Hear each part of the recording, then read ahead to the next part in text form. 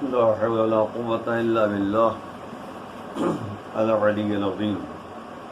أعوذ بالله من الشيطان اللعين الرجيم. بسم الله الرحمن الرحيم.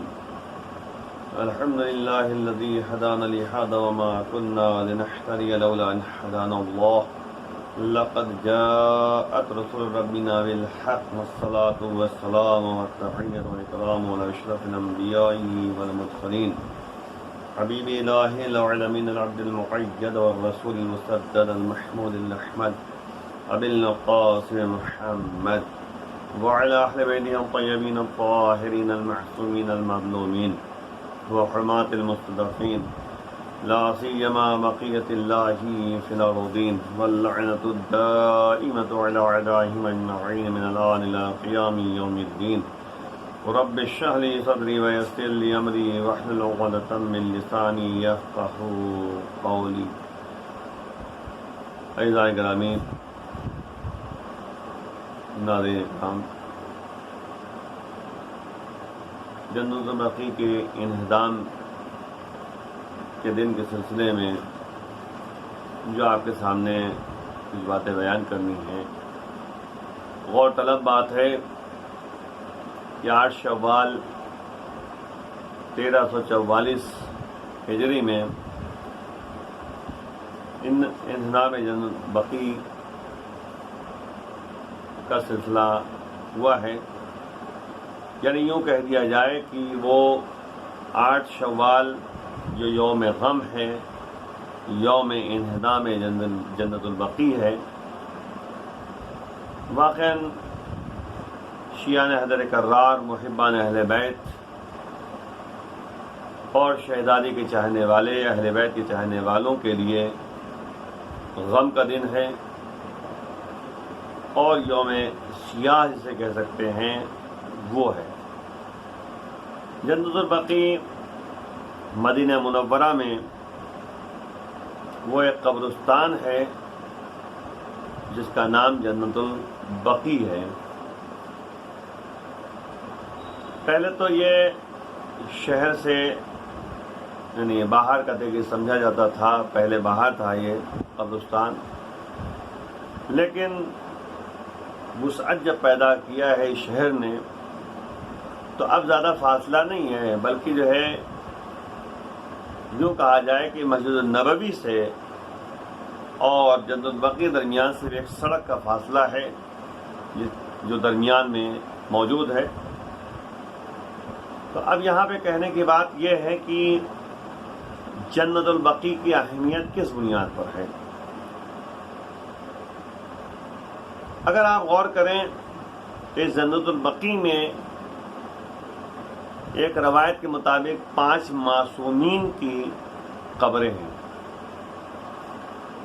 شہزادی فاطمہ زہرا صلوات اللہ السلام علیہا، جن کی قبر کے بارے میں روایات مختلف ہیں اور کسی کو نہیں معلوم کہ ان کی قبر کہاں ہے، لیکن جو احتمالات دیے جاتے ہیں ان احتمالات میں سے جو ہے ایک احتمال یہ ہے کہ شہزادی فاطمہ کی قبر جو ہے جنت البقیع میں ہے، اور ایک روایت کے مطابق یہ ہے کہ اس گھر میں ہے جس گھر میں جو ہے یہ لوگ رہتے تھے. اور تیسری روایت یہ ہے کہ جنت البقیع کے علاوہ جو ہے گھر، اور گھر کے علاوہ جو ہے ایک وہ جگہ ہے جس کو روضۃ من ریاض الجنہ کا نام دیا گیا ہے. روضۃ من ریاض الجنہ، یعنی وہ محراب و منبر کے درمیان ان کی قبر ہے جس کا نام روضۃ من ریاض الجنہ رکھا گیا ہے کہ جنت کے باغات میں سے جو ہے ایک باغ ہے، یعنی ایک روضہ ہے. روضہ مانے تو باغ ہے.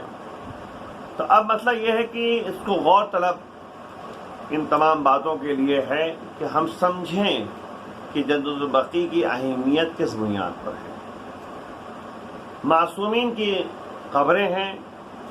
ایک تو احتمال یہ ہے کہ شہزادی فاطمہ زہرا صلوات اللہ السلام علیہا کی قبر ہے، اور امام حسن علیہ السلام کی قبر مطہر ہے، اور امام زین العابدین علیہ السلام چوتھے امام کی جو ہے قبر مطہر ہے، اور اسی طریقے سے امام محمد باقر علیہ السلام کی قبر مطہر ہے، اور اسی طریقے سے امام جعفر صادق علیہ السلام کی قبر مطہر ہے۔ تو آپ غور کریں کہ ان معصومین کی قبریں جو ہے وہاں پر موجود ہیں، اور یہ ایک روضے کی شکل میں جو ہے وہاں پر موجود، لیکن آل سعود نے 8 شوال اور 1344 ہجری میں جو ہے اس کو منہدم کر دیا۔ اور واقعاً کتنا المناک واقعہ تھا تاریخ میں کہ اس کو منہدم کرنے کے لیے مفتیوں سے فتویٰ لیا گیا تھا تاکہ عوام جو ہے اس کے مقابلے میں کچھ نہ بول سکے۔ یہ بھی ایک عجیب قدر صورتحال ہے، یعنی عوام سے ڈرتے ہوئے، عوام سے جو ہے خوف زدہ ہوتے ہوئے ایک جعلی فتویٰ جو ہے بنایا گیا، ان فتووں کی بنیاد پر جو ہے اس جنت البقیع کو جو قبہ تھا، باقاعدہ روضہ تھا، اس کو منہدم کیا گیا۔ اور واقعاً کتنا سخت مرحلہ ہوتا ہے جب کوئی زائر زیارت کرنے کے لیے مدینہ منورہ جاتا ہے اور وہاں پہ قبر سے دور کھڑا ہو کر صرف دل ہی دل میں جو ہے سلام کرتا ہے، اور دل ہی دل میں جو ہے وہ دعائیں مانگتا ہے، امام سے متوسل ہوتا ہے، اور بارگاہ معبود میں واسطہ کرا دیتا ہے ائمہ طاہرین کو، معصومین کو۔ وہ وقت انشاءاللہ بارگاہ معبود میں دعا ہے کہ اس دن ایسا دن ہو جس دن مولا کا ظہور ہو، تاکہ یہ تمام قطع کی جو حادثات ہیں اس کا یعنی سلسلہ جو ہے بند ہو جائے، اور نتیجے میں جو ہے ہمارا یعنی جو جنت البقیع میں روضہ تھا وہ باقاعدہ تعمیر ہو سکے۔ یہ اس وقت ہو سکتا ہے جب امام زمانہ کا ظہور ہوگا۔ تو امام کے ظہور کے بعد تمام عدل و انصاف کی حکومت قائم ہوگی، اور نتیجے میں جو ہے ہم اس دن کا انتظار کر رہے ہیں جس دن ہم امام کے آوان و انصار میں قرار پائیں۔ تو غور طلب بات ہے کہ شہزادی فاطمہ زہرا صلوات اللہ السلام علیہا کی جو سیرت طیبہ تھی نبی کے زمانے میں، جو عام طور پہ ایک بدعت کہا جاتا ہے کہ قبروں کے زیارت کرنا اور قبروں پہ جا کے جو ہے دعائیں مانگنا، یہ سب بدعت ہے۔ لیکن چند لمحہ آپ کے سامنے متوجہ آپ کو کرنا چاہتا ہوں تاریخ کے حوالے سے، اور نتیجے میں جو سیرتیں موجود ہیں، جو کردار پایا جاتا ہے۔ آپ دیکھیں جب جناب حمزہ جو سید الشہداء کو ان کو لقب ملا تھا، جنگ احد میں شہید ہوئے تھے، تو ان کی قبر مطہر کی زیارت کرنے کے لیے شہزادی فاطمہ صلوات اللہ السلام علیہا باقاعدہ جاتی تھیں اور قبر کی زیارت کرتی تھیں، اور اس نبی کے زمانے میں یہ سلسلہ قائم رہا ہے جو نبی اسلام لے کر آئے، اور جس نبی کا کلمہ پڑھ کر جو ہے لوگ مسلمان بنتے ہیں۔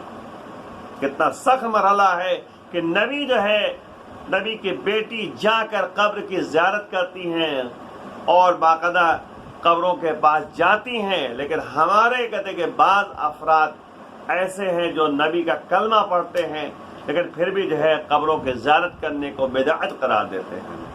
تو یاد رکھیے بدعت کہتے کسے ہیں؟ ایک لمحے میں ایک جملہ کہتا ہوا آگے بڑھ جاؤں کہ بدعت کا مطلب یہ ہوتا ہے کہ جو چیز اسلام میں نہیں ہے اس کو اسلام میں داخل کر دینا، اور جو چیزیں اسلام میں سے نہیں ہیں اسے اسلام میں سے شمار کرنا، یہ بدعت ہے۔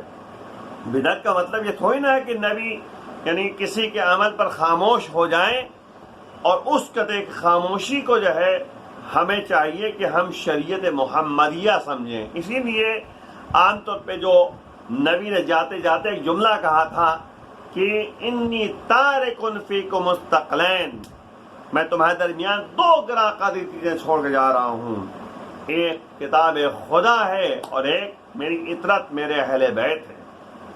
ما ان تمسکتم بہما، جب تک ان دونوں سے تم متمسک رہو گے لن تضلوا بعدی ابدا، میرے بعد کبھی گمراہ نہیں ہو سکتے۔ گمراہی کا اصل سبب یہ ہے کہ ہم نے یا تو سیرت ائمہ طاہرین، سیرت معصومین کو چھوڑ دیا ہے، یا ہم نے قرآن کے مفاہیم کو نہیں سمجھا ہے۔ نبی نے اسی لیے دونوں کو ساتھ ساتھ جو ہے متوجہ کیا ہے کہ دونوں کو ساتھ ساتھ لے کر چلو اور دونوں سے متمسک رہو۔ اہل سنت کی کتابوں میں باقاعدہ اسی طریقے سے ایک روایت موجود ہے، روایتیں بہت ساری ہیں، حدیثیں بہت ساری ہیں، کہ میں تمہارے درمیان دو چیزیں چھوڑ کے جا رہا ہوں، ایک قرآن، ایک سنت، یعنی کتاب خدا اور ایک سنت۔ آخر سنت کہتے کسے ہیں؟ سنت کے بارے میں جو علماء نے تعریفیں کی ہیں وہ تین باتیں ہیں، یا معصوم کا قول ہو، یا معصوم کا فعل ہو، یا معصوم کی تقریر ہو۔ تینوں باتیں جو ہے ایک لمحے میں آپ کے سامنے بیان کر دوں۔ قول معصوم یعنی معصومین نے جو کہا ہے اسے ہمیں کرنا ہے، یہ یعنی سنت ہے۔ فعل معصوم جو نبی نے کیا ہے، معصومین نے کیا ہے، وہ ہمارے لیے سنت ہے، اسے انجام دینا ہے۔ تیسری صورت یہ ہے کہ نبی کے سامنے یا معصومین کے سامنے کسی نے کوئی کام انجام دیا ہو اور نبی اور معصومین جو ہیں یہ خاموش رہیں، تو یہ دلیل اس بات کی ہے کہ خاموشی ہمارے لیے حجت ہے۔ اسے تقریر معصوم کہتے ہیں کہ معصوم کے سامنے کوئی کام انجام پائے اور معصوم خاموش رہے۔ آپ دیکھیں شہزادی فاطمہ جو ہے ایک معصومہ ہے، اگر اس لحاظ سے دیکھا جائے تو معصومہ ہے، صدیقہ طاہرہ ہیں، ان کا عمل ہمارے لیے حجت ہے۔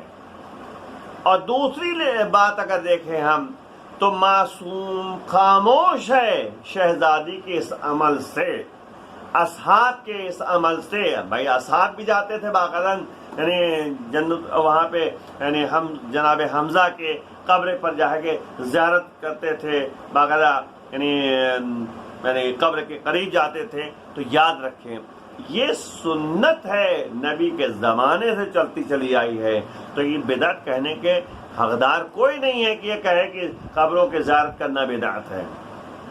تو یاد رکھیں۔ دوسری بات ایک لمحے میں اور کہتا چلوں کہ یہ کہا جاتا ہے کہ یعنی تم جو ہے اللہ کے سوا کسی سے نہ مانگو، یہ بھی ایک سوال ہے، ایک لمحے میں بیان کرتا چلوں۔ یعنی جنت البقیع میں کوئی جا کر جو ہے معصومین کے سامنے ہاتھوں کو بلند کر کے دعا مانگے تو بھی جگہ وہاں پہ سختی ہوتی ہے، یا کہ نبی کے قبر پر جا کر، نبی کے روضے پر جا کر، مسجد نبوی میں جا کر جو ہے اگر یعنی زری کے سامنے کھڑا ہو کر جو ہے دعا مانگی جائے تو کیا یہ بدعت ہے؟ نہیں عزیزوں، کیونکہ قرآن خود کہہ رہا ہے وَلِلَّهِ الْأَسْمَاءُ الْحُسْنَى فَادْعُوهُ بِهَا، اللہ کے کچھ نیک نام ہیں جن کے ذریعے تم جو ہے اللہ کو پکارو، وَابْتَغُوا إِلَيْهِ الْوَسِيلَةَ، اور اللہ کی بارگاہ میں تم جا رہے ہو تو وسیلہ قرار دو۔ تو یہ اہل بیت اطہار وسیلے ہیں، ان سے متوسل ہونا ہمارے لیے ضروری ہے۔ اور پھر جو ہے امام جعفر صادق علیہ السلام فرماتے ہیں قسم بخدا واللہ نحن اسماء الحسنى، قسم بخدا ہم اہل بیت اسماء الحسنى ہیں۔ تو جو قرآن کہہ رہا ہے وَلِلَّهِ الْأَسْمَاءُ الْحُسْنَى، اللہ کے جو اسماء حسنى ہیں ان کے ذریعے تم اللہ کو پکارو۔ تو یاد رکھیں، تو ہم جو اگر اہل بیت سے کچھ مانگتے ہیں یا اہل بیت کو واسطہ قرار دیتے ہیں، وسیلہ قرار دیتے ہیں اللہ کی بارگاہ میں پہنچنے کے لیے، تو یہ کوئی بدعت نہیں ہے، یہ باقاعدہ عین شریعت ہے، اور یہ سیرت ائمہ طاہرین ہے جن کے ذریعے ہم جو ہے اس قدم کو آگے بڑھا سکتے ہیں۔